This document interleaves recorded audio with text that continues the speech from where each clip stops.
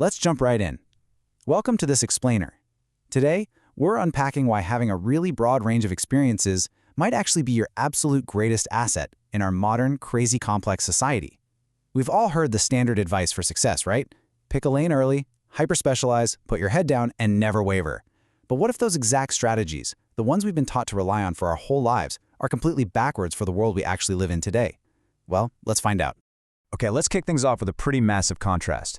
Think about the childhood of Tiger Woods. At just 7 months old, his dad literally gave him a putter to drag around in his baby walker. By age 2, no joke, he was on national television showing off his swing. It was intense, deliberate practice from day one. Now, compare that to tennis legend Roger Federer. Roger's mom was actually a tennis coach, but she refused to coach him because he just wanted to, mess around and hit the ball weirdly. He dabbled in everything: skateboarding, table tennis, wrestling, soccer, you name it. He didn't even really focus on tennis until he was a teenager. Yet both of these guys reached the absolute pinnacle of their respective sports. For years, we have been sold this myth that early, highly specialized, deliberate practice is the absolute only way to reach elite status. The conventional wisdom charts this very straight line, basically saying you need to aggressively accumulate specialized training as early as humanly possible, just piling up more hours of technical practice than anyone else. I mean, this is the whole foundation of that famous 10,000 hours rule we hear so much about. But here's the plot twist. When scientists actually track the full developmental paths of athletes from childhood, something entirely different emerges. The absolute best performers, the ones who eventually become elite, typically devote significantly less time to deliberate practice early on. Instead, they go through what researchers call a sampling period. They play a ton of unstructured sports, they figure out what they're actually naturally good at, and only later do they zoom in and intensify their practice. So as it turns out, the Roger Federer path is vastly more common than the Tiger Woods path. Now, proponents of hyperspecialization absolutely love pointing to exceptions, and the most famous one has to be the Polgar sisters. Their father, Laszlo Polgar, literally decided before they were even born that he was going to turn his kids into geniuses. He picked chess, and he relentlessly drilled them from early childhood, and, well, it worked beautifully. Susan Polgar became the first woman to achieve Grand Master status through tournament play against men, and her sister Judith became the youngest Grand Master ever. So you might be wondering, if early specialization worked so perfectly for the Polgars in chess and for Tiger in golf, why shouldn't we just apply that to everything else? Well, here is the crucial point. Early specialization works wonderfully, for sure, but only in what psychologists call kind learning environments. These are domains where the rules are complete, they're incredibly clear, and patterns repeat predictably over and over again. Think about it. If you hit a golf ball, you instantly see if it sliced or went straight. You get immediate, 100% accurate feedback, and you correct it. Chess and golf are incredibly kind learning environments. In those really narrow domains, relying on repetitive experience and early specialization is exactly what you want to do. However, the modern world we actually live in, that is what's known as a wicked learning environment. Unlike a chessboard or a golf course, the rules of the game in the real world are often super fuzzy or just completely hidden. Patterns do not predictably repeat. Feedback is delayed, it's inaccurate, or sometimes it's missing altogether.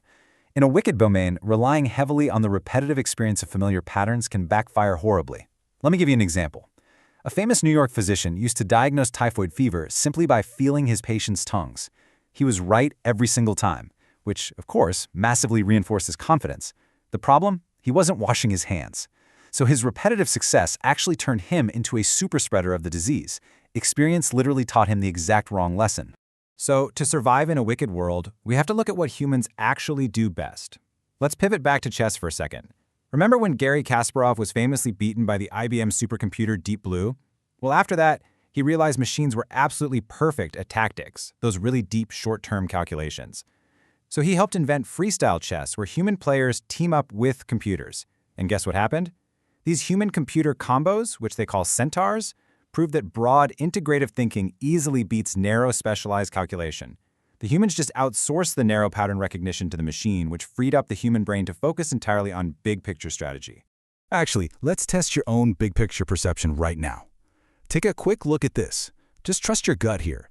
Which of those two black center circles is larger? Okay, if you chose the one on the right, you see the world through modern, scientific spectacles. You are perfectly normal for someone living in the industrialized world. But guess what? They are exactly the same size. No way, right? This is called the Ebbinghaus illusion. When psychologists tested isolated, pre-modern villagers with this exact same image, they correctly saw that the circles were the exact same size. Why? Because pre-modern minds don't automatically get distracted by the overall conceptual visual context. They just look directly at the circles. And this brilliantly illustrates psychologist Alexander Luria's findings from way back in the 1930s. Luria found that pre-modern people tie absolutely everything to concrete daily experience. If you showed an isolated villager a solid square and a dotted line square, they wouldn't group them together as squares. They'd confidently tell you one is a map and the other is a watch. But modern minds, we abstractly categorize a dotted line square and a solid line square simply as geometric shapes. We group things by concept, not just literal physical experience. Now, this huge shift toward abstract thinking leads us to what's known as the Flynn effect. Thanks to the wild complexity of our interconnected world, humanity's baseline ability to solve complex, abstract problems has absolutely skyrocketed over the 20th century. We've literally had to put on these scientific spectacles just to function in daily life. We think conceptually, which gives you and me the incredible mental flexibility to handle weird scenarios we've never directly experienced before. Yet here is the really frustrating part. Despite our brains evolving to handle flexible, abstract thought, our education and business systems still fiercely push for narrow specialization, and this creates a massive problem called cognitive entrenchment. Basically, this is a phenomenon where highly credentialed experts actually get worse with experience because they completely lack flexibility. They've dug their mental trenches so deep that when the rules of the game change even slightly, they are totally paralyzed. It's like they're trying to use a hammer on every single problem they face, just because a hammer is all they know. So, how do we survive in these wicked domains? We need broad conceptual reasoning skills to pull us out of those trenches. A really great tool for this is Fermi thinking. Instead of needing hyper-specialized data to solve a problem, like, say, guessing exactly how many piano tuners live in New York City, you just break it down into manageable chunks. You estimate the population, guess the percentage of homes with pianos, and you derive a really reasonable conclusion. Fermi thinking acts like a mental Swiss Army knife. It helps you break down complex, completely unknown problems into solvable steps, regardless of what your specific expertise happens to be. For a really perfect historical example of this kind of adaptable brilliance in action, we can look all the way back to the 17th century Venetian Figlie del Coro. This was an all-female musical ensemble made up of orphans, and they completely revolutionized Baroque music. I mean, they were the ultimate generalists, drawing massive audiences from all across Europe just to hear them play. These incredible musical prodigies didn't just drill one instrument for 10,000 hours. No, they were fearless generalists who conquered a massive array of them. We're talking violins, flutes, oboes, cellos, the whole shebang. Because they deeply understood the underlying conceptual structure of music across so many different mediums, they were able to rapidly learn and adapt to composer Antonio Vivaldi's most complex and groundbreaking concertos. As the psychologist Christopher Connolly observed after studying successful career transitions, the people who are best at adapting thrive precisely because they maintain an 8-lane highway of diverse skills. When a new challenge arises that their primary skill just can't solve, they don't get stuck in cognitive entrenchment. Instead, they draw from their diverse background to act as a creative circuit breaker. It allows them to approach the problem from a totally new, unexpected angle. And honestly, this is exactly why Nobel laureates are vastly more likely to have outside artistic hobbies than your average scientist. We tend to think of Nobel winners as the ultimate hyper-focused narrow specialists, but in reality, they are 22 times more likely to be an amateur actor, dancer, or magician than a typical scientist.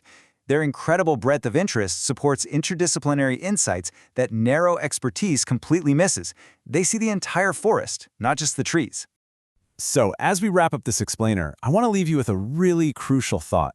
Take a hard look at your own life and career right now. Are you stubbornly treating our wicked, completely unpredictable world like a kind, predictable game of golf? Are you desperately rushing for a highly specialized head start? Or are you finally ready to embrace diverse experiences and truly build your range? It's something to think about because the future really does belong to the generalists. Thanks for exploring this with me today.